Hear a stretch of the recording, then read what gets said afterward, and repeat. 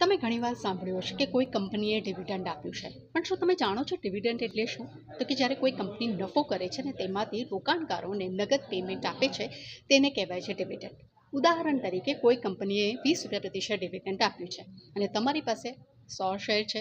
એનો મતલબ એ છે કે 2000 તમારા અકાઉન્ટમાં ક્રેડિટ થશે, તેને આપણે ડિવિડન્ડ કહીશું.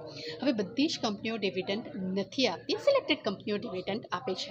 હવે કંપનીઓ ડિવિડન્ડ શું કામ આપે છે? તો કે જ્યારે કોઈ કંપનીને બહુ મોટો નફો થાય છે અને તેને લાગે છે કે આવનારા સમયમાં બિઝનેસ વધારવા માટે તેમને વધુ પૈસાની જરૂર નથી, ત્યારે તે નફામાંથી અમુક હિસ્સો જે છે તે રોકાણકારોને આપે છે. તે ડિવિડન્ડ રૂપે આપણને મળે છે. તે સાથે તેઓ શેરધારકો સાથે પોતાનો વિશ્વાસ જાળવવા માંગે છે. તેટલું જ નહીં, તેઓ પોતાની ગુડવિલ પણ અહીંયા જાળવી રાખવા માટે પણ ડિવિડન્ડ તેઓ આપતા હોય છે. હવે કોઈ પણ કંપની જ્યારે ડિવિડન્ડ આપે છે ત્યારે 3 મુખ્ય તારીખો ખૂબ જ ઇમ્પોર્ટન્ટ હોય છે.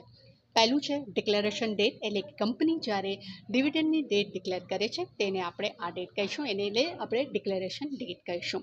રેકોર્ડ ડેટ, એનો અર્થ એ થાય છે કે તમારું નામ કંપનીના બુક્સ ઓફ અકાઉન્ટમાં હોવું જોઈએ. ઉદાહરણ તરીકે 15 નવેમ્બર તેમને રેકોર્ડ ડેટ નક્કી કરી હોય. ત્રીજું છે એક્સ ડેટ. હવે એક્સ ડેટનો મતલબ એ છે કે ઇન્ડિયામાં એકચ્યુઅલી T+2નું સેટલમેન્ટ થાય છે. એટલે કે જો 15 નવેમ્બર રેકોર્ડ ડેટ છે તો એનો અર્થ એ થાય છે કે એક્સ ડેટ છે તે 13 નવેમ્બર છે. એટલે કે જો તમે 13 નવેમ્બર શેર ખરીદો છો તો તમારું નામ કંપનીના બુક્સ ઓફ અકાઉન્ટમાં આવી જાય છે. અને છેલ્લે છે પેમેન્ટ ડેટ. જે દિવસે તમારા અકાઉન્ટમાં રૂપિયા ક્રેડિટ થાય છે તેને આપણે પેમેન્ટ ડેટ કહીએ છીએ. તો આવી શેર માર્કેટની ટુ ધ પોઈન્ટ માહિતી માટે ફોલો કરો, લાઈક કરો અને મને કમેન્ટ જરૂર કરજો.